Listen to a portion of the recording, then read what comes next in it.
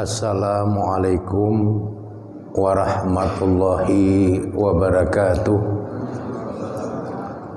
Alhamdulillah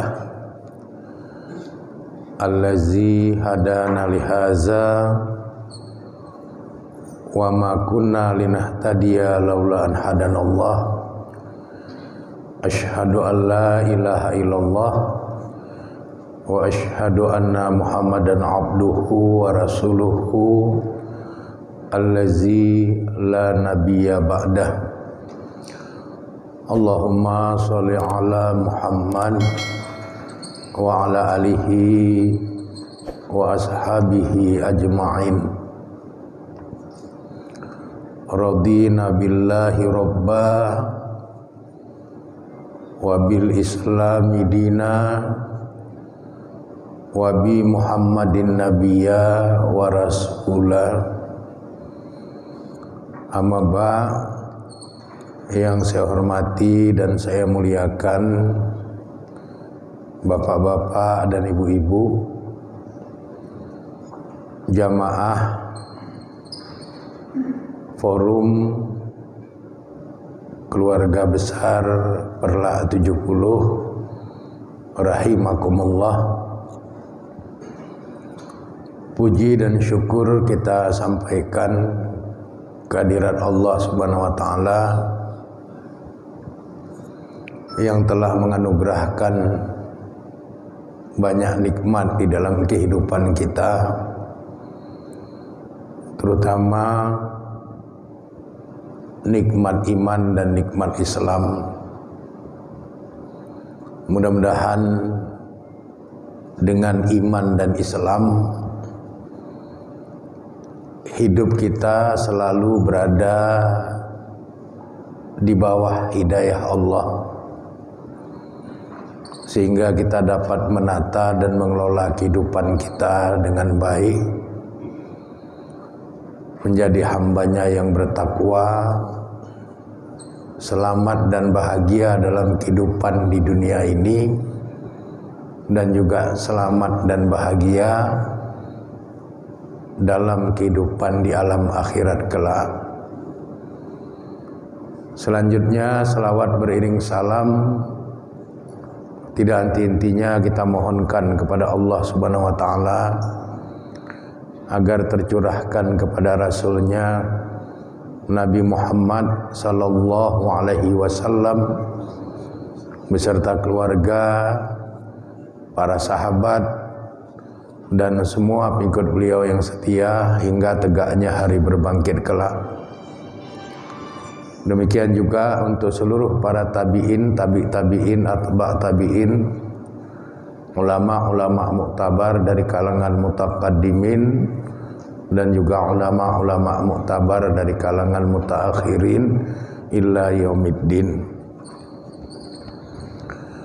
Karena pengajian kita ini adalah pengajian dan sekaligus syukuran atas nikmat kemerdekaan yang telah Allah anugerahkan selama 78 tahun sudah berlangsung. Maka pada kesempatan pengajian kita malam hari ini saya akan menyampaikan materi berkaitan dengan hakikat kemerdekaan dan perjuangan.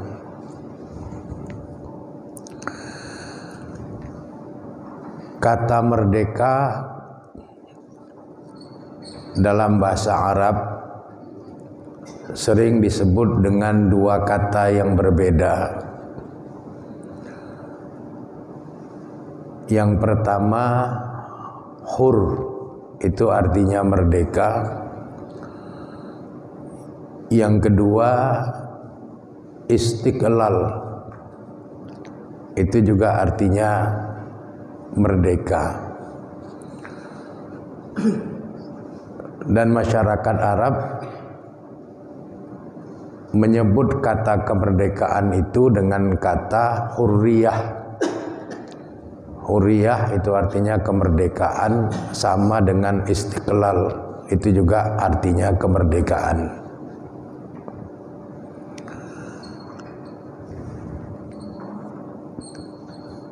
kemerdekaan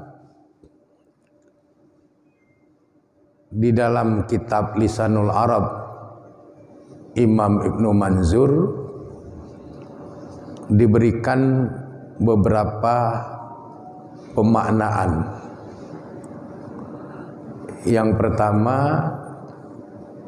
kemerdekaan itu dimaknai dengan bebas atau terbebas dari perbudakan dan penindasan bangsa asing. Jadi terbebas dari penindasan bangsa asing, itulah istiqlal, itulah al-hurriyah, itulah kemerdekaan. Kemudian yang kedua, kemerdekaan itu diartikan dengan lepas dari segala tekanan dan intimidasi siapapun. Jadi pada saat seorang hamba Allah terbebas, lepas dari tekanan-tekanan, dari intimidasi, maka dia sudah menemukan kemerdekaannya. Dan bagi kita, baik dalam pemaknaan yang pertama maupun dalam pemaknaan yang kedua, kemerdekaan itu harus senantiasa kita syukuri. Dan untuk bangsa kita, bangsa Indonesia, dibuatlah satu monumen hidup dalam rangka mensyukuri kemerdekaan Republik Indonesia itu dengan cara dibuatkan satu masjid yang terbesar di kawasan Asia Tenggara yang kita kenal dengan nama Masjid Istiqlal. Makanya posisi Masjid Istiqlal itu letaknya persis di sebelah Istana Negara. Karena itu manifestasi dari rasa syukur bangsa kita kepada Allah Subhanahu wa taala. Dan masjid itu diresmikan pada tanggal 22 Februari 1978, meskipun peletakan batu pertamanya sudah dilakukan sejak tanggal 24 Agustus tahun 1961 oleh Bung Karno. Dan sampai sekarang Masjid Istiqlal itu menjadi masjid kebanggaan dari bangsa kita. Masjid kebanggaan bagi umat Islam dan juga umat yang bukan Islam. Karena di sebelah Masjid Istiqlal itu juga berdiri gereja besar, yaitu gereja katedral. Kemudian perjuangan di dalam bahasa Arab ada 3 kosakata yang sering dipakai untuk menyebut perjuangan. Yang pertama kata jihad, itu artinya perjuangan. Yang kedua nidol, nidol itu juga artinya perjuangan. Yang ketiga kifahun, kifah itu juga artinya perjuangan. Dan ajaran Islam sangat melekat dengan istilah perjuangan. Karena apa?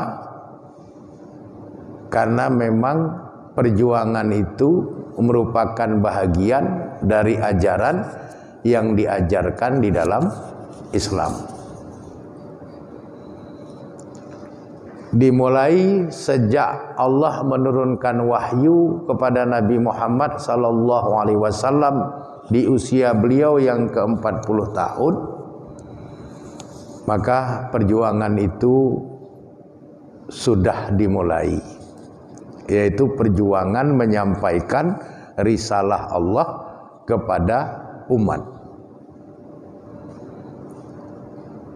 Perjuangan membebaskan manusia dari perbudakan. Perjuangan membebaskan manusia dari kemusyrikan. Karena sebelum Islam datang, masyarakat Arab jahiliyah itu adalah penyembah berhala. Begitu seterusnya, Islam dibesarkan dengan perjuangan, tidak dengan berpangku tangan.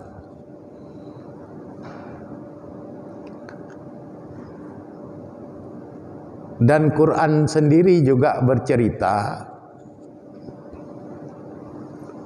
tentang jatuh bangunnya peradaban-peradaban besar secara silih berganti, yang kesemuanya itu tidak terlepas dari masing-masing perjuangan mereka. Misalnya kita melihat di dalam surat Ar-Rum, surat ke-30 ayat 2 dan 3. Ghulibatir Rum fi adnal ardi. Bangsa Rum itu sudah dikalahkan di bumi yang dekat. Wahum mim ba'di alaihim sayaghlibun.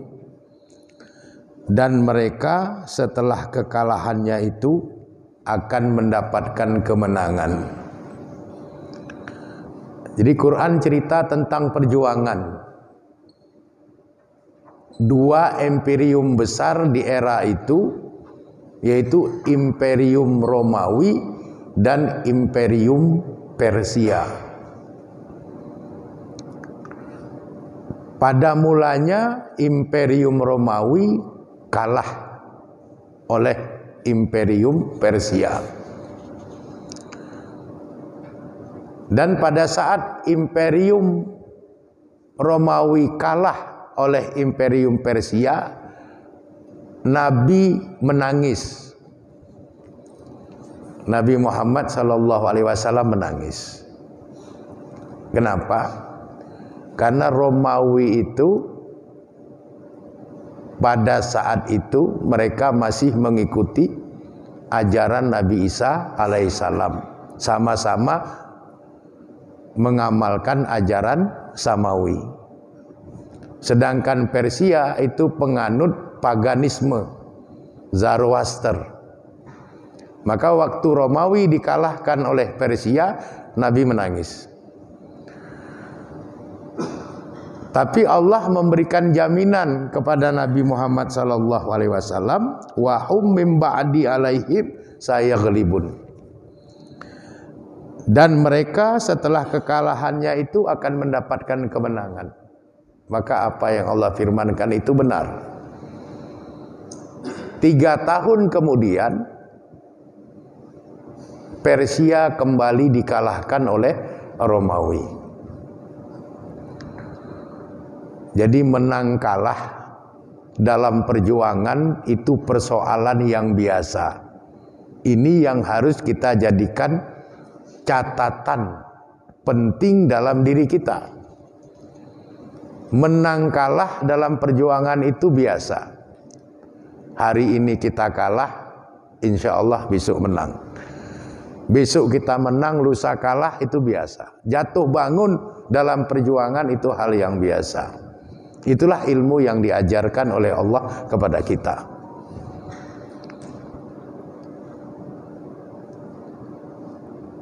Kemudian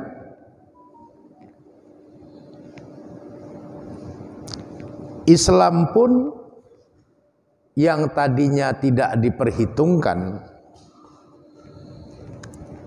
pada era Sayyidina Abu Bakar Siddiq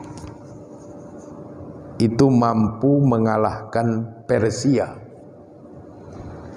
di tahun 633 Masehi, di mana penaklukan Sasaniyah Imperium Persia itu dipimpin oleh Khalid bin Walid Saifullah, pedang Allah. Jadi tidak ada yang menyangka, karena Imperium Persia waktu itu negara adidaya. Kalau sekarang Amerika lah. Tiba-tiba misalnya Indonesia mampu menaklukkan Amerika. Semua mata orang terbelalak. Secara logika orang akan mengatakan panena mungkin. Tapi itulah yang terjadi dengan kemahakuasaan Allah. Persia dengan dinasti Sasanidnya tumbang di tangan Islam yang baru muncul sebagai sebuah agama yang membawa peradaban baru. Meskipun tidak lama, 633 Khalid bin Walid mengalahkan Persia. 1 tahun kemudian 634 Persia kembali mengalahkan Islam. Makanya saya katakan menang kalah, jatuh bangun dalam perjuangan itu hal yang biasa. 634 Persia kembali merebut kekuasaan dari Islam. 636 di era Sayyidina Umar bin Khattab, beliau mengutus Sa'ad bin Abi Waqqas dan memenangkan kembali peperangan dengan Persia, di mana pertempuran terjadi di wilayah Qadisiyah, dan kemenangan kali itu betul-betul meruntuhkan Imperium Sasanid Persia sehingga tidak pernah bangkit lagi. Jadi 1 tahun menang, 1 tahun kalah, 2 tahun kemudian menang lagi. Dan Persia tumbang, peradabannya runtuh, tergilas oleh Islam yang baru muncul sebagai agama baru dipandang di masa itu, dengan membawa peradaban-peradaban baru dan perubahan-perubahan yang baru pula.